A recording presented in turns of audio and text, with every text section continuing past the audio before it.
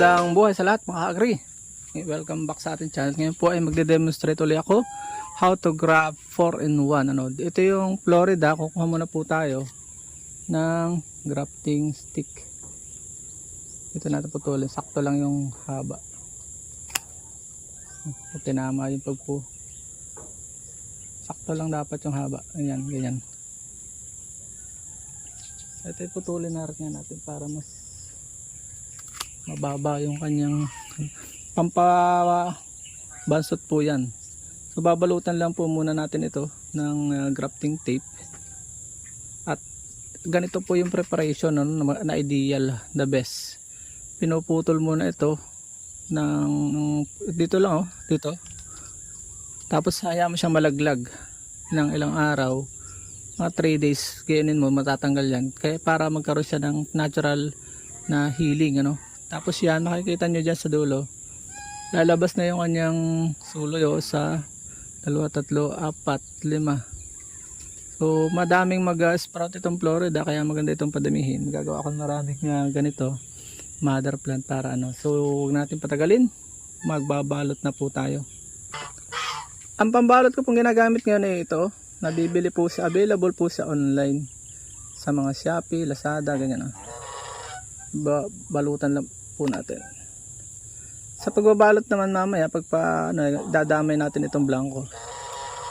Sakto lang yung natin pag ganyan, and then tatas natin. Madali siyang mapuno kumpara do sa maliit.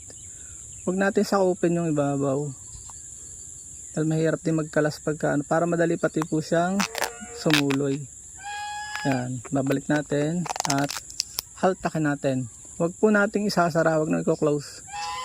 Para alam mo, ang hirap pong magkalas. Naku, sayang. Pagka nasugatan, magsusugat ka pa yung magkukutsilyo. Hindi na kailangan kutsilyohin. So, yan madali siyang kalasin pag ganyan. So, tara na.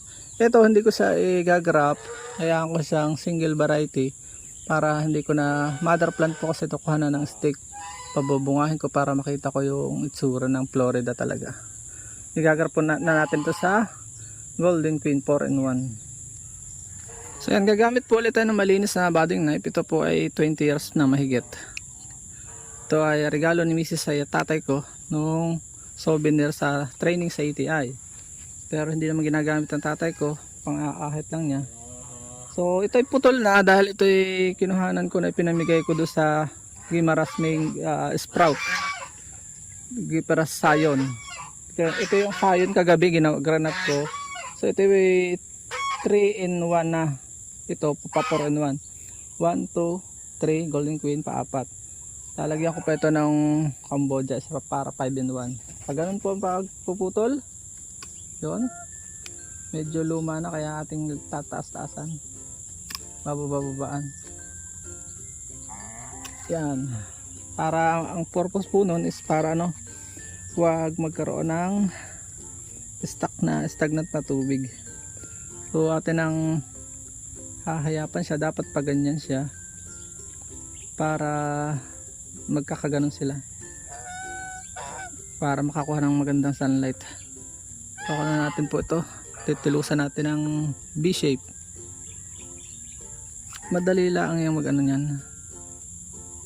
Pag napamilyar nyo na, mani-mani na yan dapat po'y pantay at yung kamay hindi malikot ba.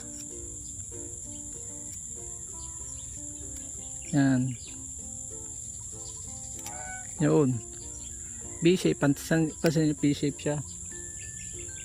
Hindi ko pala naputulan dito. Dapat una po ito. Kabaligtad ang ating proseso. Yan. Wag pupula po ito, wag pupula, wag tatagal.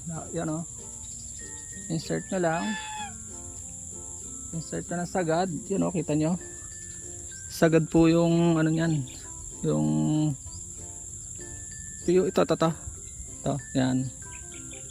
Yan yung Tapos tatalian na. Naka-ready na yung agad yung ipatali. Dapat po yung magkabilang side na yun, iglalapat and then okay lang yung kabila. Pero lapat din Mas maganda kung lapat lahat.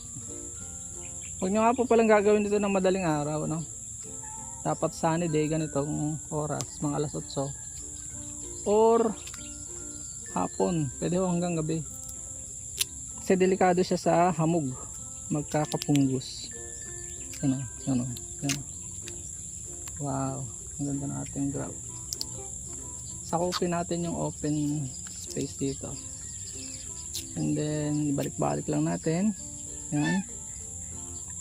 Diba?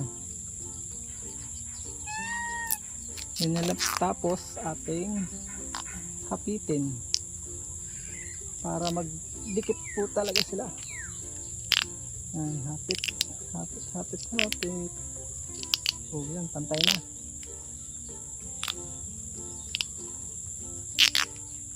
Ideally, ganyan po yung stick na dapat. Mas malaki ng konti. Kaunting-kaunti lang. Mas malaki, okay lang. Para po hahabulin siya ng ano.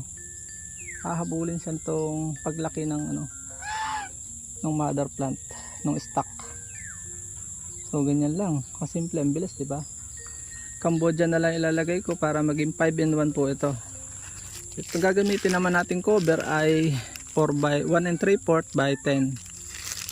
Para hindi po sagi na sagi. Ang hirap isuklot ng mga naon ito. Totoo, mahirap to. Hindi po ako nag-a-advise ng ganyan. Ito talaga. Madami pa akong igagrap dahil nga ang dami kong sayong nakuha kagabi. Kahapon, o nga, kagabi na. Yan. Lagyan natin ng konting clearance para sa pagsuloy.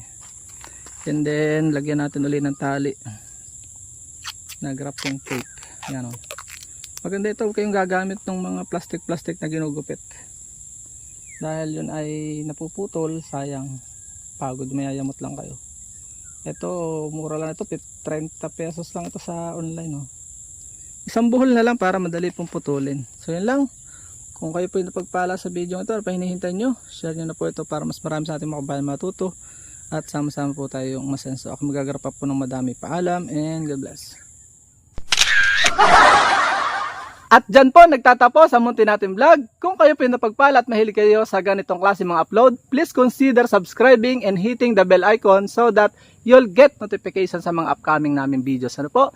Magkita-kits po tayo sa susunod natin mga vlog. Paalam and God bless. Bye-bye po muna!